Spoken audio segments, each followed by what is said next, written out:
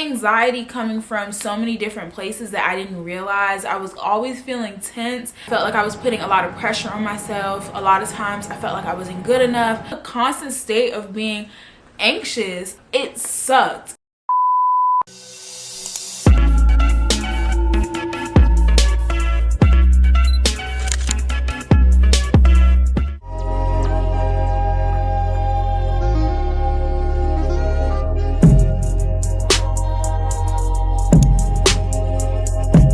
Hey guys, it's Lauren Kennedy and welcome back to my channel. Today is another video of Wellness Wednesday and hopefully I can have this video uploaded for you guys today. But today's video is how I manage anxiety in grad school and ultimately thrive in STEM. So have any of you guys ever felt like anxiety took over during grad school? Because grad school taught me more about managing anxiety more than I ever expected. So by the end of this video, hopefully you would have learned at least 3 tips of how to manage anxiety, what support systems you can use, and ultimately just feeling like you're not alone in this journey. Let's get right into it. So I just wanted to share my experience with anxiety, where it stemmed from, if it started in grad school, just to kind of show that this is a common thing that people go through. I go through it not only with grad school deadlines and pressures from grad school, but also in my personal life. And anxiety can take over in a lot of ways. And I think now that I am in a better place mentally and a lot of things have settled for me a lot, I think it's a lot easier for me to talk about it and see things as I'm on the other side of it. So to start, I realized I had anxiety in undergrad or college. It was because I was conflicted with so many things in my life, like my relationship. I was conflicted with, you know, my family dynamics. My parents are going through a separation. Just a lot of friction, and on top of that, I was stressing about getting into grad school. I don't know if I told my exact story of how I got into grad school or my journey to grad school, but UNC was actually my dream school since high school, and I really wanted to go here for grad school, but I did not realize how competitive UNC was. I felt like I was very oblivious to everything and how the process worked. I thought like a lot of people were going to grad school straight from undergrad, which is very naive of me to think. I thought it was just a straight pipeline from undergrad to grad school. I don't know why exactly I thought that, but that's what I thought. I thought that because I had a lot of research experience, the process would be difficult, but not as difficult as I thought it would be. When applying, I was not getting acceptances like I thought I was. I didn't know where I was going to end up. I thought that I was going to end up in Pennsylvania. Ideally, that's not where I saw myself, only because I envisioned me doing grad school in North Carolina. I wanted to be at UNC, and now I'm living in one of my biggest dreams.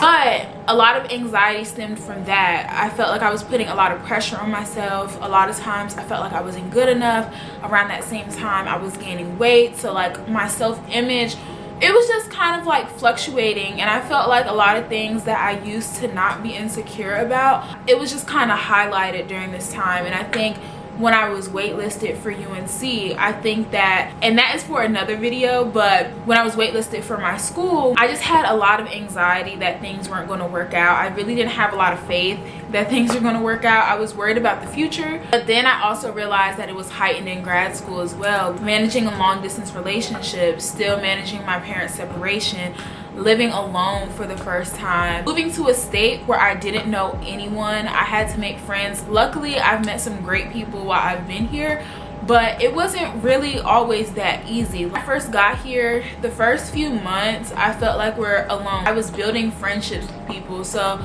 I was really anxious, and a lot of times I was coming home alone. I was dealing with not being around family, and I feel like in college we're constantly surrounded by a school. Like, we meet up with people, like there are a lot of common areas, a lot of common parties, and in grad school there is that, but everybody has their own life. Like, most people, they're living on their own. They might have families, they might have partners, and I felt like I was just starting from scratch, so it made me really anxious. I felt like I was balancing a lot, and then subconsciously some triggers were like the imposter syndrome. Like, me being waitlisted, I kind of felt like I didn't belong here, like, and subconsciously people knew that, and that made me really anxious, especially when I was interacting with PIs. I don't know if it was because people could transparently see the other things that I was going through in my life. They thought that I didn't deserve to be here, but that's what I felt. When I was talking to PIs, most times I felt like they saw straight through me and they thought like,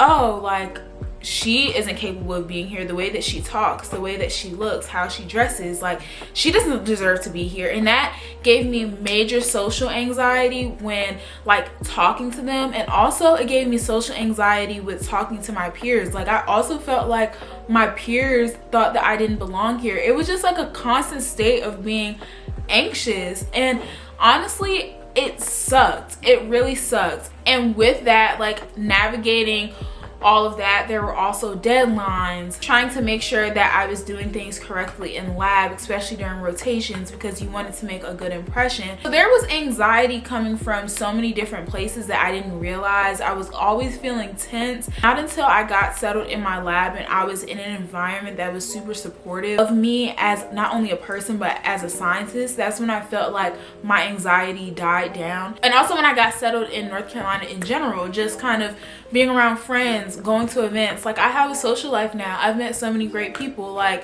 I feel like a lot of that has died down. So now I have a great relationship with my anxiety, but I'm going to walk you guys through with some of the things that have helped me throughout my journey up until this point. Some quick things that have helped with my anxiety, especially with time management and balancing a lot of things. First, a planner. Y'all, I will live by my planner. I write everything down. If it's not written down for me, then it doesn't exist. Like, I have to write things down or else it lives rent-free in my brain. So I have to write it down. I also use apps like Notability. They have a lot of built-in planners, so that definitely helps with planning things and making sure I have everything accounted for. I also break down things into smaller tasks. I try to be realistic about what I can do to not overwhelm myself. For example, experiments. When I'm planning experiments, I try to make sure that it is attainable for the day, and I try to break it down and look at it from a smaller point of view. I think for me, it is so satisfying when you check things off.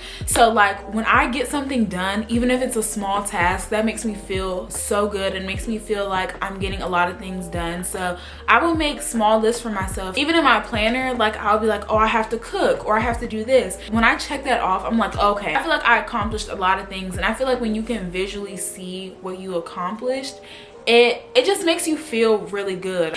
And lastly, just celebrating small wins. Like, by the end of the week, I knew that I would always give myself a day off, and that would be Saturday. So Saturday was to do whatever I wanted. That was a small win. Or I would treat myself to something sweet or coffee on Saturday. That was a small win for me because I made it to the end of the week, and that is a blessing in itself. Okay, that definitely helped my anxiety because I felt like I was accomplishing something and I was treating myself at the end of the week. Also started heavily investing in self-care, like ways to recharge. I felt like running was definitely something that helped ground me, and I really enjoyed like going to the trail while the sun was setting and just kind of releasing. It felt really good for me. Please excuse if you hear my dog munching in the background. She's chewing on her bone. Want to say hi, Lola Bean? Say hi. Thank you for the kisses, Lola Bean. Thank you. And also just journaling. Me and my friend Lauren, even though we have not been as consistent with it, but starting a craft night. I love doing anything artsy. YouTube has also been my escape from lab, like editing, painting. I need to get back into painting, but like doing hobbies, doing things that I enjoy. I also established boundaries in work hours. I work 9 or 9:30 to 5 to 5:30, and sometimes a little earlier than that, 4:35, depending on when my class ends. But establishing boundaries, unless I absolutely have to, work is work, and I will leave it there unless I read a paper at home. But I try to establish boundaries within my life so afterwards I can regroup and I can recharge. I also started prioritizing sleep. I am still working on this as well, but trying to go to bed a lot earlier, trying to get the proper sleep, eating properly, just focusing a lot on my nutrition mentioned, I recently lost about 25 pounds, and just because I've just been doing a lot of practices or practicing small habits every day, I'm just trying to maintain that for myself. So I think that's definitely something really big. Another crucial part of managing anxiety is building a support system.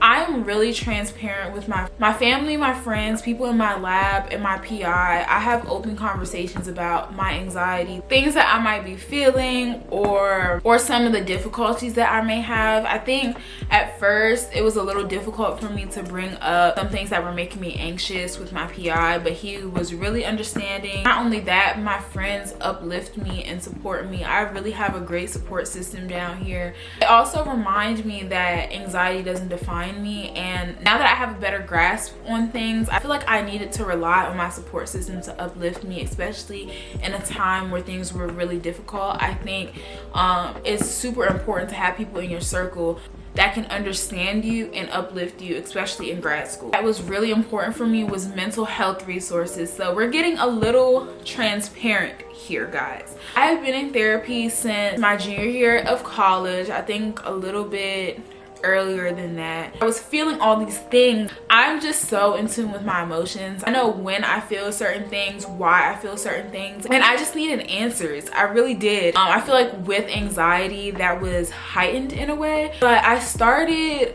therapy, and it just kind of answered a lot of my questions to why I was feeling the way that I was. It allowed for me to be more in tune with my emotions, to be more emotionally intelligent, but also honing in on that empathetic side that I had. Like, a lot of times I would put myself in another person's shoes and try to figure out why they were the way that they were, why I was the way that I was, and I knew I was always very empathetic. Therapy just kind of provided that outlet for me to kind of talk about that, and now I kind of bring that into my everyday life. But not only did it help with that, therapy gave me a lot of tools of how to navigate my anxiety. I had a really good therapist, which is why I continue therapy now, and I've learned how to navigate really difficult emotional situations through therapy. Also at UNC, they have CAPS, where they provide funding for therapy. They help you find a therapist that is well suited for you. They have group therapy. They also have psychiatrists that help with medicine.